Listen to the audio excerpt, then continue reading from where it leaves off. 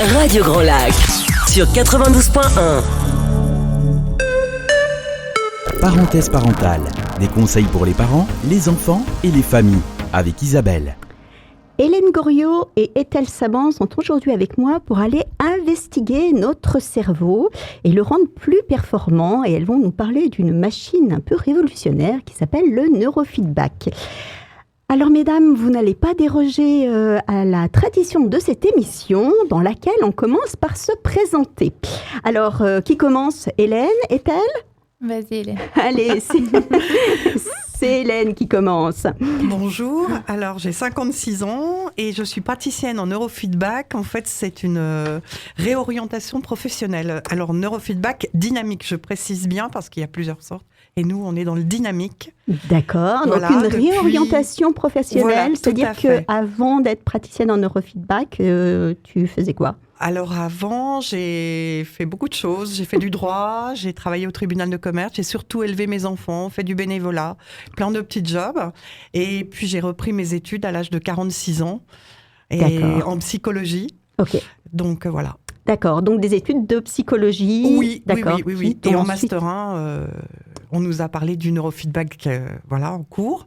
J'ai trouvé ça super intéressant, mais concrètement, je ne savais pas comment ça se passait. D'accord. On nous parle des résultats, des statistiques, etc. Mais on ne nous dit pas. Et en fait, j'avais une amie qui était praticienne en neurofeedback à Grenoble. Et elle me dit, mais pourquoi tu ne viens pas essayer ? J'essaye et là... La révélation. Ah non, mais là, c'était le coup de cœur. Hein. D'accord, ok. Tu vas nous parler de ce coup de cœur petit peu plus en détail, qu'on en sache un petit peu plus. On passe à Ethel pour une petite présentation. Ethel, c'est parti. Alors, je m'appelle Ethel, j'ai 34 ans, je suis maman de famille nombreuse. Et en fait... Famille nombreuse, ça interpelle. Ça veut dire quoi, une famille nombreuse? Parce qu'aujourd'hui, à 3, ça peut être une famille nombreuse. J'ai eu mon 5e il y a 3 mois, du coup... Ah oui, alors 5 enfants, oui. Oui, là, voilà. oui, tout à fait. Et du coup, c'est mon 3e qui... parce qu'il est différent, m'a amené à découvrir beaucoup de choses que je ne connaissais pas, dont l'ergothérapie, la psychomotricienne. Et grâce à lui, j'ai découvert beaucoup de techniques comme la méthode Feuerstein, le neurofeedback dynamique, qui après m'ont amené à d'autres méthodes comme le EFT, le MDR. Et voilà, on en apprend tous les jours. Alors, plein de sigles, EFT, EMDR. Alors, c'est des choses dont on parlera dans cette émission et puis dans d'autres émissions, parce que cette émission va déjà être très riche en informations. Donc voilà, on va peut-être se centrer sur le neurofeedback aujourd'hui. Alors, qu'est-ce que c'est du coup être praticienne en neurofeedback, Ethel ? Alors, pour moi, c'est être une accompagnatrice sur le chemin du mieux-être, puisque cette machine s'inscrit dans le bien-être. Ça n'a rien de médical, je précise. Hein. D'accord. Ça touche beaucoup de... Alors, il y a un côté médical, par exemple la dyslexie, où ça va aider, mais c'est vraiment le bien-être en général, le sommeil, la gestion des émotions, tout ça qui prime, disons, avec la machine, avec la méthode. Et du coup... voilà. Et ce que je voulais savoir, c'est est-ce qu'il y a un cursus, du coup? Hélène nous a dit tout à l'heure qu'elle avait fait donc, des études de psychologie et qu'elle avait ensuite découvert le neurofeedback par l'intermédiaire d'une amie. Mais est-ce qu'il y a une formation? Est-ce qu'il faut suivre un parcours particulier? Contrairement à l'EMDR où le prérequis, c'est quand même d'être psychologue. Alors, on va peut-être préciser du coup ce que c'est le EMDR, parce qu'on l'a déjà mentionné 2 fois. Ouais. Alors, le EMDR, c'est une technique de... Alors, je ne me souviens pas du sigle exactement, mais c'est une technique pour faire sortir les traumas, en fait. Exprimer les traumas qui sont enfouis à l'aide d'un... C'est les mouvements oculaires, Voilà, exactement. À l'aide de mouvements oculaires. Et là, en l'occurrence, le prérequis, c'est d'être psychologue. D'accord. Pour le neurofeedback dynamique, il n'y a pas du tout besoin de prérequis au niveau du cursus scolaire, des études, disons. Mais il y a besoin de faire une formation auprès de Zengar et qui va nous expliquer comment la machine fonctionne, quel est l'impact, qu'est-ce qui se passe dans notre cerveau, et d'acheter la machine qui est un peu coûteuse. D'accord. Mais voilà, c'est ça qu'il faut pour pouvoir être praticien en neurofeedback dynamique. Comme elle a dit Hélène, il faut préciser le dynamique à son Ok, importance. alors on fera peut-être la distinction, parce qu'apparemment il y en a plusieurs du coup, faire la distinction entre les deux. Donc Hélène, j'allais te poser la question, est-ce que tu as eu le même parcours? Mais du coup, pas forcément, puisqu'il n'y a pas d'études de prérequis, comme le disait Ethel. Exactement. Mais tu as quand même fait des études de psychologie. Bon, moi j'ai été jusqu'au Master 1, j'ai validé ma licence bien évidemment, et puis j'ai arrêté en Master 1. Mais j'ai commencé une formation en EMDR et je me suis inscrite pour une formation d'EFT au mois de mars, normalement. Et l'EFT étant? L'EFT, c'est une méthode qui va permettre un lâcher-prise. C'est, en gros, en très gros, c'est par des petits tapotements dans des points un peu d'acupression. On va permettre à le patient, enfin nous on dit pas patient, on dit client. À notre client de lâcher prise. Et donc c'est tout à fait complémentaire avec le neurofeedback, parce que parfois on a des gens qui sont tellement mal que même s'ils sont en séance chez nous, ils ont besoin d'un petit travail avant. D'accord. Okay. En fait, c'est baisser la charge émotionnelle qu'il y a dans un événement. Je vous dis un exemple bateau. On a eu un accident de voiture. Vous l'avez très bien vécu. Et moi, je ne peux pas remonter en voiture. Okay. Donc, en fait, je vais faire une séance d'EFT. Comme elle a dit, on tapote des points d'acupuncture en même temps qu'on dit des phrases que le praticien nous fait répéter avec ce qu'on lui a raconté comme événement. Et du coup, ça va baisser la charge émotionnelle de l'événement. L'événement existe, on ne peut pas l'effacer, mais quand j'y repense, ou si je dois remonter dans une voiture, je n'aurai aucun problème à le faire. D'accord, voilà. Ok.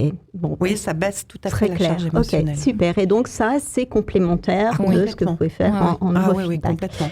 Très bien. Alors, on a bien compris, et pour l'une et pour l'autre, la motivation qu'il y avait eu pour vous pour aller vers ce neurofeedback. Donc, toi, Ethel, est-ce que tu as ce petit garçon qui est différent, voilà, qui est certainement des neuroatypies, voilà.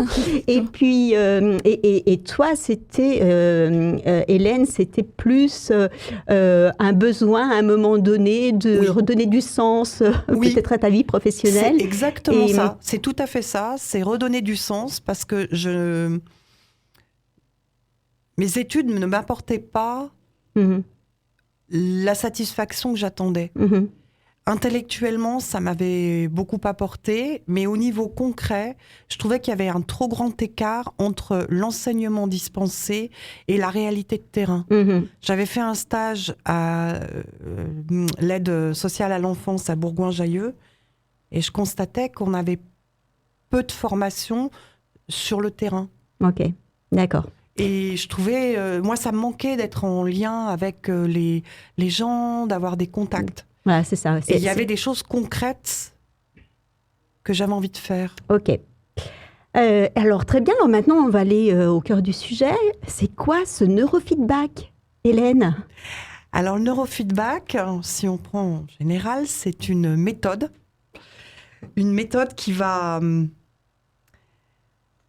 C'est une méthode d'entraînement cérébral qui va permettre d'optimiser le travail et l'autorégulation du cerveau. Waouh! Alors, le cerveau est une structure donc tout à fait dynamique, c'est-à-dire qu'il est tout le temps en éveil, il est tout le temps en fonctionnement. Même quand on dort. Même quand on dort. Donc, c'est pour ça qu'il est dynamique. Mais il a aussi une grande particularité, c'est qu'il est plastique. Plastique, ça veut dire qu'il est capable de s'adapter à n'importe quoi. Ok. Le problème, c'est que le cerveau peut prendre de mauvaises habitudes. Pour nous protéger. Pour nous protéger, tout à fait. Il le fait pas. Il a un côté il le fait adaptatif. Par bienveillance. Oui. Voilà, il le fait pas, voilà. Et à un moment donné, eh bien, il peut y avoir des fonctionnements. Moi, j'aime bien, les Américains disent des fonctionnements qui ne sont pas optimaux. Ils aiment bien utiliser le mot optimal. Du coup, notre méthode s'appelle neurooptimale. Ok. Voilà. Et j'aime bien ce système, voilà. Alors, comment ça fonctionne ? Eh bien, en fait, on met des capteurs sur la tête des gens et les oreilles, et puis on va recueillir, l'appareil va recueillir en temps réel. Ça, c'est très important. En temps réel, Il va recueillir l'activité électrique du cerveau. D'accord. Recueillir, Donc, c'est très important aussi parce que les Voilà. gens, ils ont tendance à penser qu'on va nous agir sur... On ne fait rien. Rien. C'est le cerveau qui agit Ok. de lui-même. d'accord. Voilà. Donc, le neurofeedback, c'est une machine Oui. qui va permettre d'aller réguler en fait le fonctionnement. Et c'est pas la machine qui régule. La machine, elle va Analyser. simplement analyser, faire D'accord. une lecture. C'est exactement comme un tourne-disque. Vous vous souvenez les vieux tourne-disques? Mhm. Alors, notre cerveau, c'est le disque vinyle. Les capteurs, c'est l'aiguille en diamant. D'accord, Alors, il n'y a ni onde ni électricité. L'aiguille, elle lit. Le d'accord. capteur va lire ce qui se passe. Et donc, c'est ce que fait le L'information va neurofeedback. revenir dans le logiciel. Et là, si le fonctionnement n'est pas optimal, c'est-à-dire s'il y a une trop grosse variation entre dans l'activité cérébrale, eh bien, le son de la bande-son que vous écoutez, la musique que vous écoutez ou la bande-son du film ou dessin animé, pour les enfants, c'est des dessins animés, eh bien, va se couper d'une façon très, très ténue, un peu comme un disque rayé. Je reprends l'expression du disque rayé. Et donc, il va y avoir une micro-coupure. Le cerveau va être surpris et il va rectifier sa trajectoire. C'est Ok. un petit peu comme quand on est sur une autoroute, on conduit depuis longtemps et à un moment donné, on va sur la bande blanche. Qu'est-ce qui se passe? On entend... Donc, on a le gendarme qui siffle, c'est ça? Non, Non, la bande blanche la qui bande vibre. blanche et ça fait frout, et là On se réveille. revient et hop on rectifie notre D'accord. conduite. Ok, Notre C'est bonne trajectoire. image. exactement ça. Donc en fait ça va faire ça va permettre au cerveau de se poser puis de se dire waouh là il faut que je rectifie là. Ok, d'accord. Donc c'est comme un apprentissage. Il sait qu'à chaque coupure il faut qu'il fasse quelque chose. Très Voilà, bien. il va s'auto-réguler. C'est un apprentissage. Ok. Et cet appareil, enfin, cette découverte de cette machine, ça vient d'où? Enfin, l'historique, un petit peu, on va pas rentrer dans le détail, mais comment on s'est aperçu que cette activité un peu dysfonctionnante quoi, du cerveau, elle pouvait être, alors pas rectifiée du coup, mais être montrée par cette machine. Est-ce que tu as des informations à nous donner à ce sujet-là sur voilà, comment s'est développée cette technique, d'où ça vient? Alors, je sais que le neurooptimal a été développé par Sue et Val Brown, un couple de Canadiens Ok. qui sont psychologues cliniciens de base. Et grâce aux découvertes de la médecine, dont l'EEG, qui est l'analyse de l'activité cérébrale, comme elle disait tout à l'heure Hélène, ils se sont rendus compte que voilà, il y avait des pics d'activité qu'on ne pouvait pas réguler en tant que psychologue, c'est-à-dire avec des paroles et tout ça. Et donc, ils ont réussi à mettre au point un algorithme mathématique, informatique, enfin, il y a beaucoup de...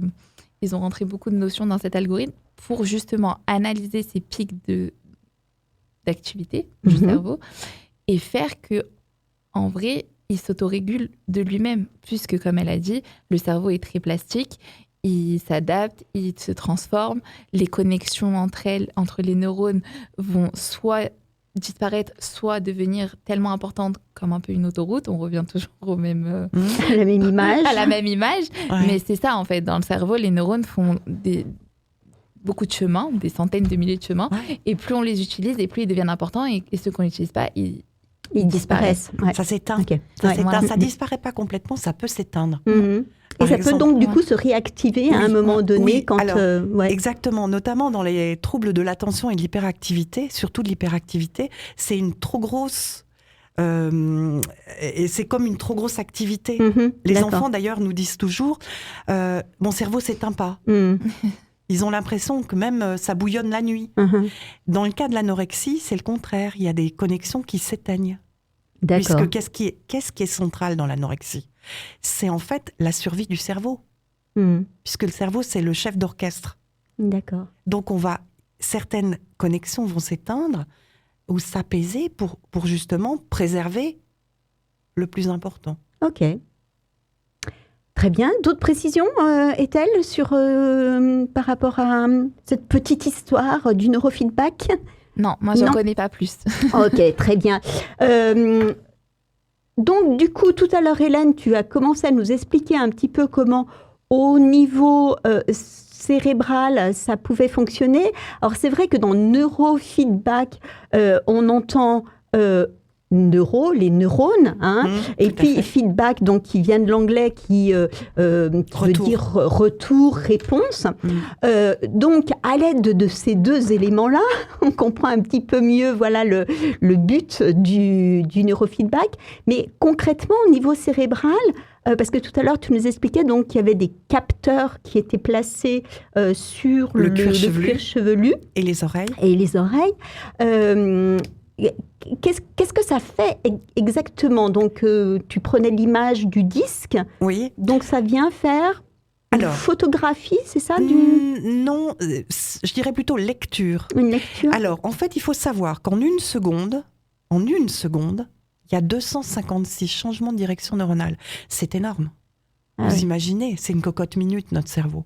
Donc, en fait, le logiciel va détecter les zones, on va dire les zones à travailler, et il va faire ce qu'on appelle un retour, donc un feedback Mhm. auditif. Or, ce qui est auditif, c'est quand même aussi, ça fait appel au cerveau. Alors, quand on dit cerveau, attention, nous, dans le vocabulaire normal, on dit le cerveau. Mais le cerveau, ça recouvre quoi comme réalité? Là, le neurofeedback, il va toucher ce qu'on appelle le système nerveux central. C'est Ok. pas que le cortex, c'est-à-dire, c'est pas que le crâne. Mm. Ça va aussi toucher jusqu'au doigt de pied.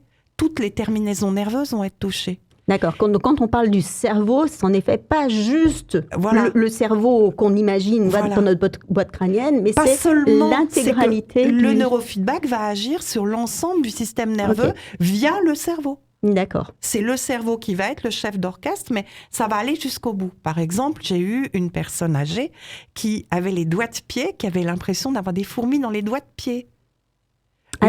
Pendant la séance? Oui, pendant la séance, ou une dame qui croyait qu'elle avait des poux. D'accord. Elle avait gardé ses petits-enfants et il y avait une invasion de poux. Elle avait l'impression... J'ai regardé, vous pensez bien que j'étais tétanisée, mais en fait, non, c'est simplement qu'elle avait l'impression que ça crépitait sous sa chevelure. D'accord. Ok. Voilà. Donc, en fait, le système serait un peu comme un conditionnement opérant, c'est-à-dire, le cerveau entend une coupure, il sait qu'il rétablit. Oui, sa route. alors, quand tu parles de coupure, il faut peut-être expliquer aux auditeurs qu'en Oui. fait, pendant la séance, donc une fois qu'ils ont les capteurs sur Oui. les oreilles et puis sur le cuir chevelu, ils vont avoir la possibilité soit d'écouter une musique, Oui. soit de regarder un film. Oui, tout à fait. Alors, les enfants que j'ai, il y en a qui regardent des dessins animés ou des films. J'ai une liste sur mon disque dur. Ou bien alors, ils vont écouter la musique en fond, ils vont faire une activité. Par exemple, de la pâte à modeler, des coloriages, jouer avec des cubes. J'ai un peu toutes sortes d'activités. Ok. Parce qu'au début, je me suis rendu compte qu'il y avait des enfants qui avaient besoin de changer d'activité tout le temps. Et donc, je leur donne la possibilité d'avoir plein de choses, des feutres avec du papier. Il y a des enfants, ils aiment prendre du papier en boule. Ils vont, Ok. ils vont le malaxer, voilà. Et Donc, pendant cette écoute de musique ou de Voilà. visionnage de film, voilà, il va y avoir, on va entendre le craquement. un bruit. D'accord. Parce qu'on a également un casque Alors, sur les oreilles. Ça dépend les enfants. Il y a D'accord. des enfants, je peux leur mettre un casque. Il y en a, je ne peux pas leur mettre D'accord. un casque. Ok. Par exemple, ce matin, j'ai un petit garçon qui a trouble du spectre autistique, enfin, des troubles du spectre autistique. Lui, c'est pas possible. D'accord. C'est pas possible. Donc lui, il aime beaucoup jouer avec ma tablette. Ok. Donc il va jouer avec ma tablette. Il regarde des dessins animés sans le son. Il y aura pas de son sur les dessins animés. Il va être sur les genoux de sa maman et puis il va tourner, il va regarder YouTube par exemple. Et puis il y aura dans la pièce la musique mais on entend très fortement les craquements. Son cerveau les entend. D'accord. Donc, c'est soit le casque sur les oreilles ou alors la musique ou le son de la vidéo est diffusé dans la pièce. Ok. Ah oui, parce que les enfants, on ne peut pas les obliger à mettre un casque. Et donc, il y a des petits craquements. Et ces petits craquements, ils veulent dire quoi, du coup? Eh bien que, justement, il y a une variation trop importante dans l'activité cérébrale. Et donc, ce craquement va permettre au cerveau de s'autoréguler. D'accord. Un petit peu comme je disais tout à l'heure dans l'exemple de l'autoroute. Vous êtes sur l'autoroute et vous roulez sur la bande blanche. Mm-hmm. Ça fait vroute. Et là, vous dites, oh non, là, je suis trop à droite. D'accord. Allez, je rectifie ma conduite. Ok. C'est exactement ça. Et c'est justement, petit à petit, le cerveau va se conditionner. Il va apprendre que le craquement va demander un changement de direction neuronale. Et donc, petit à petit, il va y avoir, voilà. Ok, très bien. Ethel, est-ce que tu veux rajouter quelque chose par rapport à l'explication d'Hélène, ou alors elle a fait un sans faute et que c'est juste parfait? Elle est parfaite. C'est parfait. Merci. Merci, Ethel. Alors, du coup, j'ai une question par rapport, et je crois qu'on l'a un peu évoqué en tout début d'émission. Est-ce que c'est pas un petit peu anxiogène pour les clients, le commun des mortels, de se dire qu'on va aller investiguer dans le cerveau et puis stimuler ou apporter des modifications du coup, parce que malgré tout, il y a des modifications neuronales qui se font. Oui, mais c'est pas l'appareil qui le fait. C'est le cerveau qui, de lui-même, va décider telle ou telle chose à traiter. D'accord. En fait, il n'y a pas de stimulation. Il n'y a pas de stimulation. Il y a juste une lecture qui est faite. C'est juste une lecture. La stimulation, c'est juste le fait qu'il y ait une coupure, mais c'est pas une stimulation cérébrale au sens d'une stimulation cérébrale où on enverrait de l'électricité. Là, il y a absolument pas d'électricité, mais vraiment pas. D'accord. Vraiment pas. Mais malgré tout, c'est anxiogène. Vous avez, j'imagine que vous devez anxiogène. avoir quand même des fois des personnes qui, vous interrogent sur ce qui se passe vraiment, quoi. Oui, les gens ont peur. Ouais. Après, il faut vraiment préciser que c'est une méthode douce, non invasive. Ouais. C'est pas nous qui allons faire quelque chose par rapport à la méthode au neurofeedback linéaire, par exemple, qui demande, beaucoup de connaissances, du ciblage, de l'intensité. Nous, on ne fait pas du tout ça. Non. C'est vraiment la réponse. La machine envoie une réponse en fonction du cerveau. Comme chaque cerveau est différent, alors chaque réponse va être différente.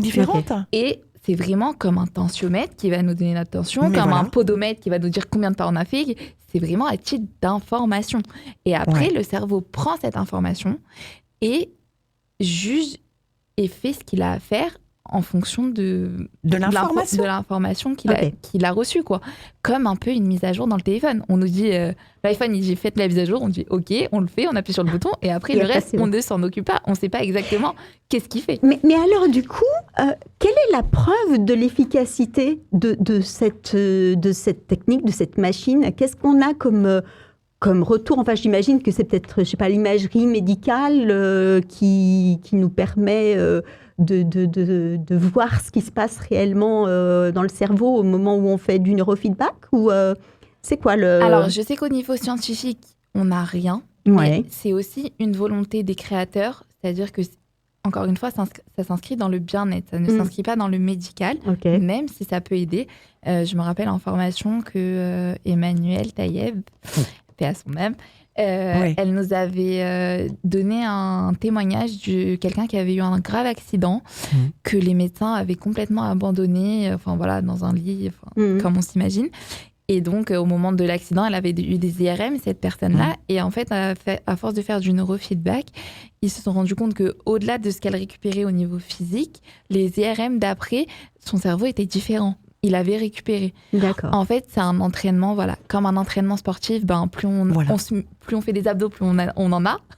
Et le cerveau, c'est pareil, plus il va s'entraîner, plus il va réagir de la bonne manière pour nous, en fait. D'accord. Donc, ça veut dire que, j'ai bien entendu le mot d'entraînement, ça veut dire que c'est pas en une séance que les choses vont pouvoir changer, qu'il va y avoir une amélioration. Alors, des fois, il y a ce côté magique au neurofeedback. Les gens, ils viennent, on va prendre des exemples un peu énorme. Pour arrêter de fumer, ils font 3 séances et ils arrêtent de fumer. Pour d'autres, non, ça va être plus long. Après, ce qui est important de voir, c'est la progression. C'est-à-dire que les gens, ils viennent pour arrêter de fumer, mais ils ne se rendent pas compte qu'en 5 séances, ils sont passés de 20 cigarettes à 10. Alors, nous, notre rôle, c'est quand même de dire, viens, on regarde ce qui se passe. T'es arrivé, t'étais à 20 cigarettes, on est à 5 séances, t'es à 10, viens, on continue. Après, peut-être que le cerveau, lui, il estime qu'il a besoin encore d'une cigarette par jour. J'en sais rien.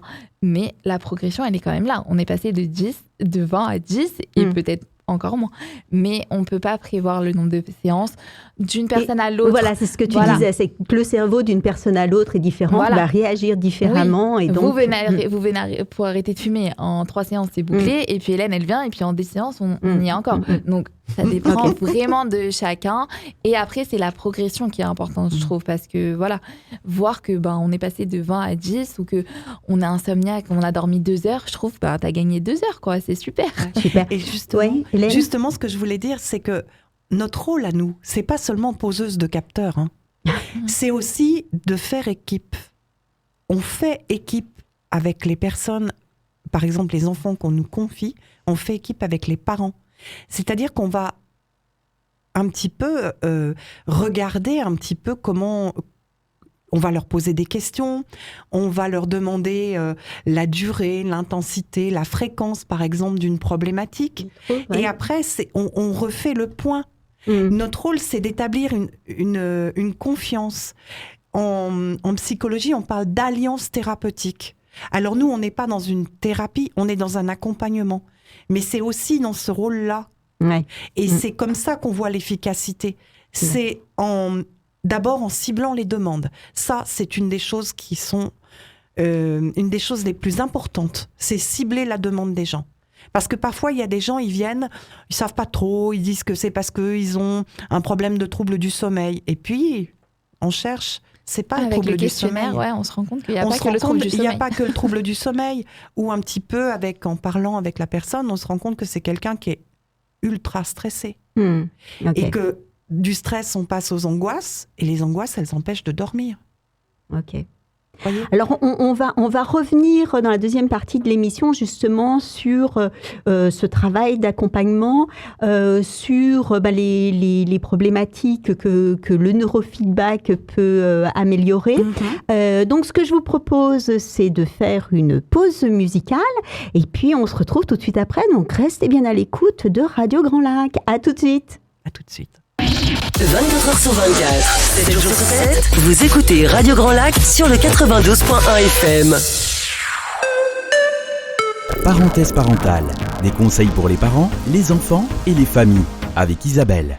De retour dans Parenthèse parentale avec Hélène Goriot et Ethel Saban qui nous parlent du cerveau et de la machine qu'elles utilisent en tant que praticiennes en neurofeedback, le neurofeedback.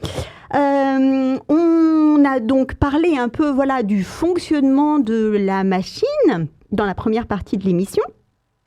J'aimerais maintenant qu'on aborde les raisons pour lesquelles les gens viennent consulter et dans quel cas, la machine peut apporter des bienfaits et nous soulager ou apporter des réponses à notre mal-être.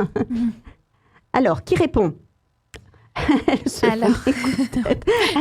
elle. On se fait des clins d'œil, mais il faut répondre. Je pense que cette machine, elle a une très grande amplitude. C'est-à-dire qu'elle peut aider pour des petits soucis, disons, d'insomnie, de dépression, notre relation avec la nourriture, la gestion des émotions, à des problèmes plus sérieux, avec des diagnostics comme la dyslexie. Il n'y a pas longtemps, on a eu sur notre groupe, on est un groupe de praticiens. On a tous été formés par Emmanuel Taïeb et on est tous regroupés sur un même groupe WhatsApp et du coup on s'échange beaucoup d'informations dont des témoignages et il y avait une petite fille l'avant-après, l'écriture d'une petite fille dyslexique, c'était le jour et la nuit quoi. La première photo on ne comprenait absolument rien et la deuxième photo c'était lisible comme une enfant de son âge donc, et c'était la seule chose qu'elle avait faite. C'était les séances de neurofeedback. Okay. Donc, oui, parce que ça peut être aussi, c'est important ce que tu dis, que c'était la seule chose qui avait été mise en place. Parce que s'il y a d'autres accompagnements à côté, de l'orthophonie ou des choses comme ça, ça peut en effet... Alors, c'est vrai que pour l'avoir vécu, c'est compliqué quand on a beaucoup de choses qui sont mises en place, de savoir qu'est-ce qui marche. Voilà, Alors, l'important, c'est que ça marche, mais c'est vrai que c'est dur de dire « Ah, c'est ça, ouais, c'est ça ». Pour moi, le neurofeedback, par rapport à l'expérience que j'ai par rapport à mon fils, c'est que c'est un hyper bon, super catalyseur.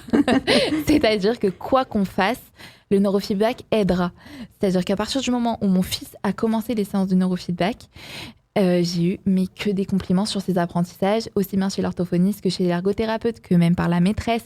Enfin voilà, Moshi, c'est super, il avance, il travaille, il est volontaire, alors qu'avant, il avait quand même des périodes plus bad, disons, ce qui est normal, hein, il y a des hauts et des bas, c'est normal, mais avec l'aide du neurofeedback, franchement, il y a eu beaucoup moins de bad et des périodes beaucoup moins intenses au niveau de la régression, quoi. Il va en progressant.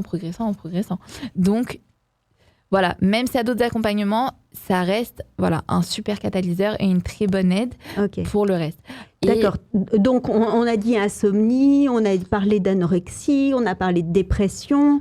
Énurésie, bégaiement.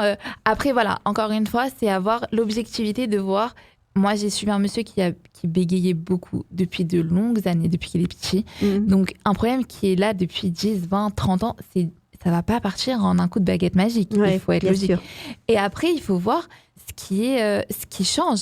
Sa femme, elle m'avait dit ah ouais, il a appelé un monsieur pour prendre un rendez-vous. Jamais il aurait osé. Donc, le problème de bégaiement n'avait pas été réglé à 100%, mais il bégayait beaucoup moins.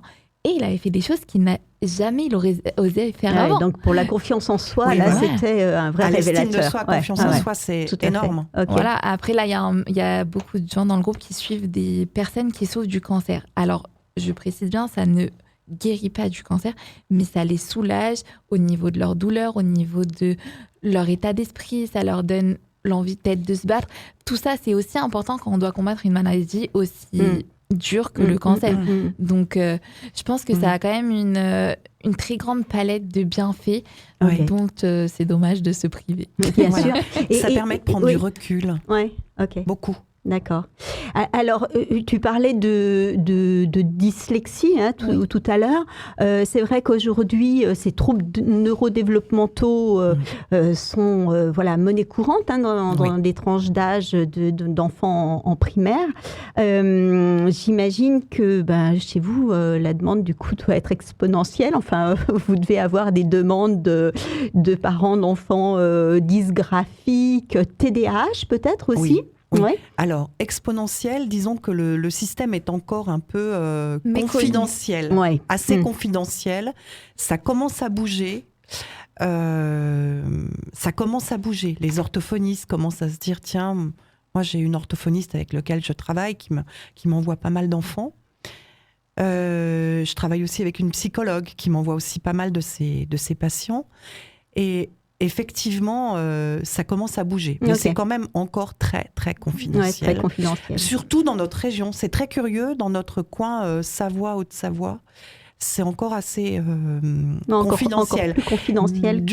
À Lille, c'est peut-être parce qu'elles sont installées depuis plus longtemps. Voilà. Poitiers, je pense Lille, que c'est Nantes. beaucoup aussi un problème c'est très méconnu. Au Canada, aux États-Unis, c'est une méthode qui est très répandue, très connue. C'est pour eux, ça va même à l'école, ça va dans les salles ça va dans les gymnases, les clubs sportifs, les EHPAD, etc. Je pense que le problème, surtout, c'est que c'est une méthode méconnue. Et après, je pense que les praticiens ont peur qu'on leur fasse de l'ombre. Alors que moi, encore une fois, je pense que c'est un très bon catalyseur et que c'est complémentaire. C'est-à-dire que je n'aurais jamais arrêté l'orthophoniste à mon fils parce que je lui ai fait le neurofeedback. C'était complémentaire et oui, ça l'a propulsé. C'est-à-dire que je pense que ce qu'il aurait peut-être mis, je vous dis n'importe quoi, 2 semaines à apprendre, en une séance, c'était réglé avec l'orthophoniste. Donc, je pense qu'il y a aussi cette crainte un peu de la part des professionnels. Les professionnels de santé, effectivement, nous regardent un peu comme des possibles charlatans. Je vais être franche. Mais je trouve que c'est en train de changer quand même. Je trouve que c'est grâce à des émissions comme Isabelle, qui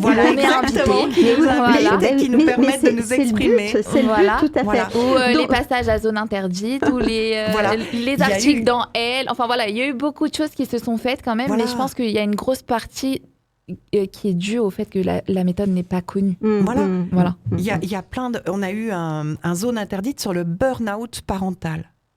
Il y a un an. Il y a un an, pile. Ouais. Un an pile. Et justement, il parlait du cas d'un petit Jules qui était qui souffrait d'un problème de trouble de l'attention et de l'hyperactivité. Et là, de l'hyperactivité avec ce que ça suppose, c'est-à-dire des troubles de gestion des émotions, des crises de colère, etc. La vie de famille était impossible. Et le neurofeedback, donc les parents ont consulté une de nos collègues du groupe. Ouais, du groupe.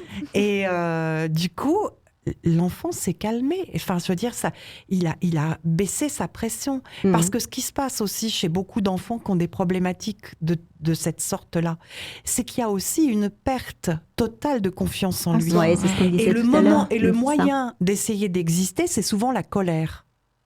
Ouais. Et le neurofeedback permet à l'enfant de s'apaiser. On est dans le lâcher-prise. Ouais. C'est par le lâcher-prise que tout est possible. C'est pareil en dyslexie. Les enfants qui souffrent d'un problème de dyslexie, ils ont une confiance en eux qui est vraiment basse. Pourquoi ? Parce qu'ils n'ont pas la même façon d'apprendre à lire et à écrire que les autres. Donc, ils se sentent en échec. Je pense que ça leur fait des connexions aussi, comme on en parlait tout à l'heure, Voilà. du fonctionnement. Ça renforce. Je pense que ça remet des connexions en marche qui les aident et qui font Mais disparaître tout à fait. leur dyslexie. Alors, ça ne fait pas disparaître. Pas ça disparaître, permet mais de mieux atténuer. gérer. En fait, la problématique, elle sera toujours là. Ça, je l'ai constaté. Mais ça leur permet de mettre en place ce qu'on appelle des stratégies compensatoires. C'est-à-dire que ça va atténuer les effets négatifs de leurs problématiques et ils vont pouvoir prendre du recul, reprendre un peu confiance en eux, lâcher prise. C'est le lâcher prise. L'enfant qui est dyslexique, enfin qui souffre de dyslexie. De toute façon, on sait bien que ces troubles neurodéveloppementaux, c'est pas on est avec, on meurt avec. Et ben exactement. C'est-à-dire que voilà, tu parlais de trouver des systèmes de compensation. Voilà, c'est ça en fait. Exactement. C'est que il faut apprendre à trouver Et ben c'est ce qu'on appelle la plasticité cérébrale. Exactement. On revient tout à fait à ce genre de choses et le neurofeedback va permettre en fait de lâcher prise. Donc l'enfant va lâcher prise et à ce moment-là, l'apprentissage va reprendre. Mais il va reprendre à sa façon à lui. Ouais. Son cerveau, il est connecté d'une certaine façon et l'apprentissage va se faire.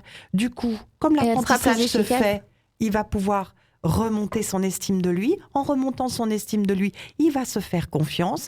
En se faisant confiance, ses résultats scolaires vont augmenter. Et on va retrouver un calme. Alors, c'est intéressant ce que tu dis. Et en faisant la préparation de l'émission, j'ai aussi vu des témoignages. Alors, parce que là, on parle de causes physiologiques ou comportementales. Mais j'ai vu également qu'il y avait des athlètes ou des musiciens qui utilisaient le neurofeedback pour justement arriver à avoir oui, ce qu'on disait tout à l'heure, une amélioration de performance, voilà. Une meilleure récupération. Tout à fait, ouais. Ouais, il y en a eu beaucoup, même dans le groupe. Je te laisse parler, comme vous nous aviez donné des préparations à faire, j'ai demandé dans le groupe et c'est vrai qu'il y en a eu beaucoup. J'ai eu beaucoup de réponses que je ne m'attendais pas. Genre, on en avait suivi quelques-uns, mais on a eu une praticienne qui a suivi un skater au JO du Brésil. Ouais. Ah oui. Il y a eu Ludivine Lasnier-Sifi, championne de kickboxing, suivie par Najiba. Il y a eu alors un joueur de l'OM, mais qui a voulu rester confidentiel. Et un joueur de l'OL aussi, qui d'ailleurs, pour la petite anecdote, après avoir fait une séance de neurofeedback, les 2 matchs qui ont suivi, il a marqué 3 buts en 2 matchs. Alors, au niveau... Je veux du neurofeedback.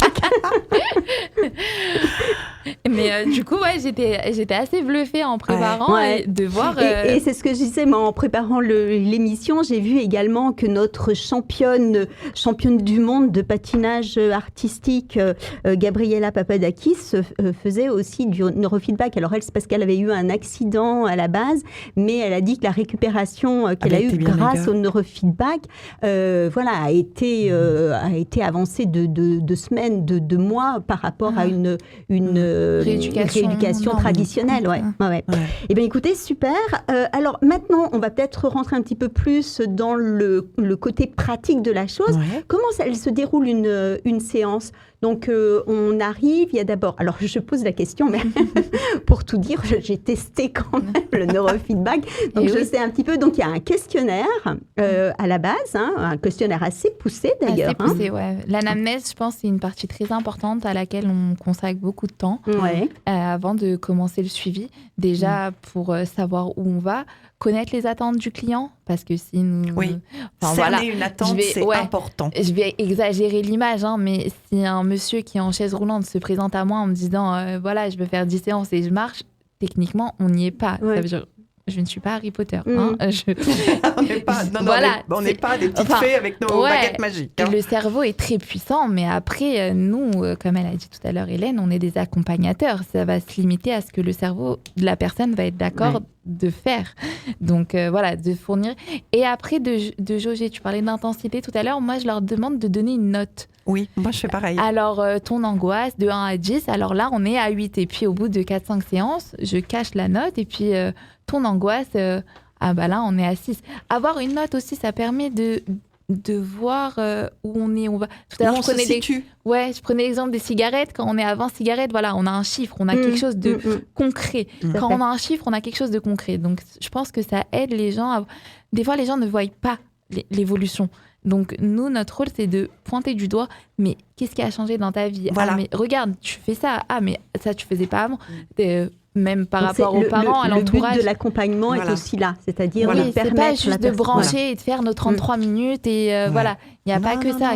Il faut vraiment ouvrir les yeux, être objectif. Et ça, les gens, souvent, on a tellement la tête dans le guidon, faut dire ce qui est, qu'on se rend pas compte et que voilà, nous, on est là, on est la personne extérieure qui va mettre un peu tout ça en lumière. Quoi. Ok. Donc, un questionnaire. Au bout du questionnaire, donc il y a un objectif, enfin, une problématique, il y a un objectif qui est fixé. Voilà. Et puis ensuite, donc la séance commence. Ça se passe comment ? On est sur une chaise, on est allongé. Moi, je les installe confortablement. Ok. S'ils veulent une petite couverture, en été, oui, non. Moi aussi. En hiver, c'est sympa. Et alors, personnellement, moi, j'ai opté pour la musique Zengar, qui est un peu, une musique détente, comme on en a sur YouTube pour des méditations. Est-ce que le client, du coup, il peut choisir sa musique ? Alors, moi, j'ai que la musique Zengar, mais c'est un choix très personnel. C'est-à-dire que j'ai le même que toi. Normalement, c'est vrai qu'on doit... On est censé proposer toutes sortes de musiques ou toutes sortes de films. Moi, je fais pas ça. D'abord, je pense que ça fait perdre du temps. La personne s'évade tout de suite. Je vais choisir quoi ? Viens, il y a que ça. Viens, on fait ça. C'est un moment pour toi. Amène-toi un livre, écris, dors. Voilà, recentre-toi sur toi-même. C'est-à-dire que pendant la séance, donc on écoute cette musique, mais on peut aussi bien donc fermer les yeux, somnoler, que faire autre chose, bouquiner en même temps. Bouquiner en même temps, tout à fait. D'accord. Moi, je ne veux pas que ce soit... Alors là, le petit garçon ce matin, c'était tablette, mais c'est particulier. Oui, parce que en principe, c'est livre.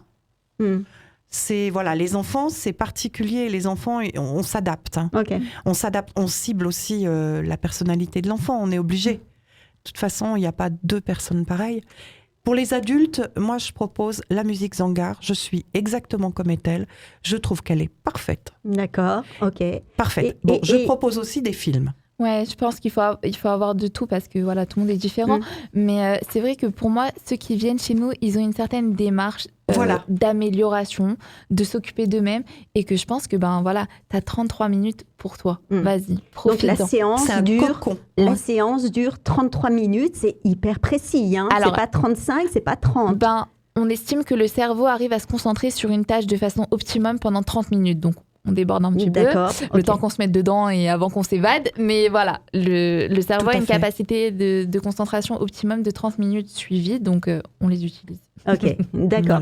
Est-ce que après la séance, après les 33 minutes, donc vous faites peut-être un petit débrief de ce qui s'est passé, du ressenti, moi, je demande, et puis, est-ce que vous proposez ensuite un suivi à la maison, des activités pour, des activités cérébrales pour doper un petit peu ce que vous avez mis en place avec le neurofeedback, ou pas du tout ? Vous laissez les choses Ça dépend. Alors, pour les enfants, je dis toujours, après une séance de neurofeedback, le cerveau a déjà bien travaillé. Donc, je dis aux parents, vous laissez un SAS. Un SAS sans écran. Hein, ça veut dire ni télé, ni ordinateur. Pendant au moins 2 heures. Et je demande souvent aux parents de laisser un petit peu aussi l'enfant être dans sa bulle encore. Et je leur dis, faites attention qu'on n'attaque pas les devoirs tout de suite. Ils ont besoin d'un petit sas. Et puis après, on reprend la vie comme ils ont envie. Et s'ils ont envie de faire des puzzles, des mots croisés, enfin des jeux un peu cérébraux, oui, pas de problème.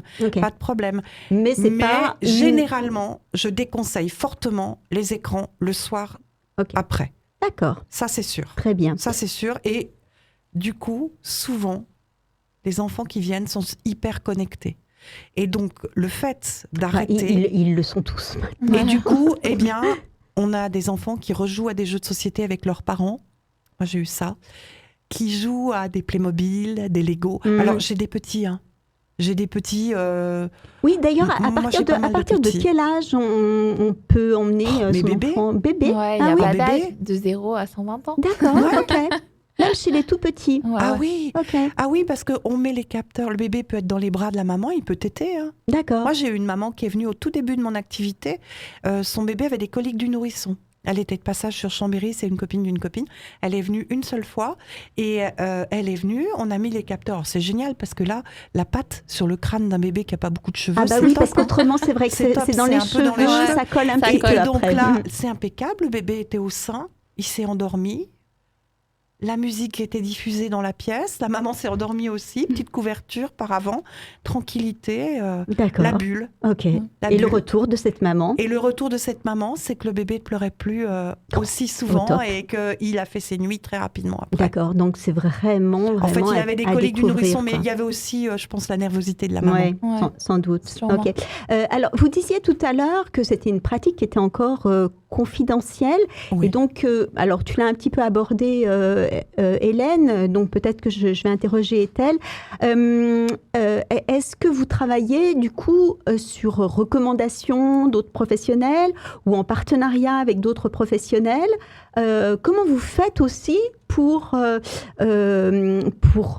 informer les professionnels qui pourraient vous travailler avec vous?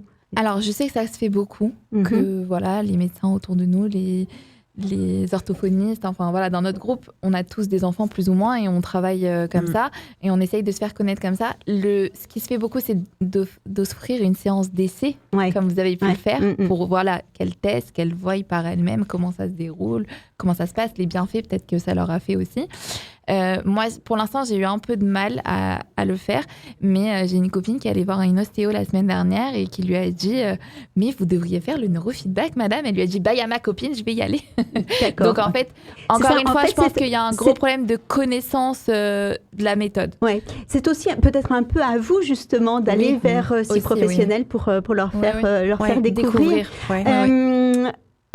Ok, alors maintenant, une question, est-ce que vous consultez uniquement au cabinet ou est-ce que cette machine, elle peut se transporter au domicile des parents? Elle peut se transporter. Moi, j'ai pris l'option tablette, donc...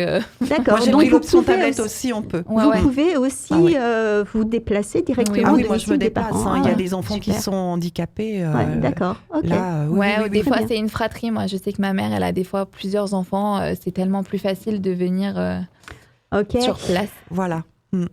Et c'est presque la fin de l'émission, on aurait encore plein de choses à se dire. Alors, il faut quand même que vous donniez aux auditeurs vos contacts. Comment on fait pour vous contacter? Vous avez des sites, vous avez des, numéros de téléphone, des pages Facebook. Dites-nous tout. Est-elle? Alors, moi, mon cabinet est en cours de réalisation, en travaux. Et du coup, soit je me déplace, soit je reçois à mon domicile au calme. Et je suis joignable au 06 01 99 64 19. J'ai un site internet, www.neuroperform.com et j'ai une page Facebook aussi, Neuroperform 73. Neuroperform 73, ok. Et Hélène? Alors moi, j'ai mon cabinet depuis 2019. À la mode Servolex. À la mode Servolex, au 112 rue Le Cheminay.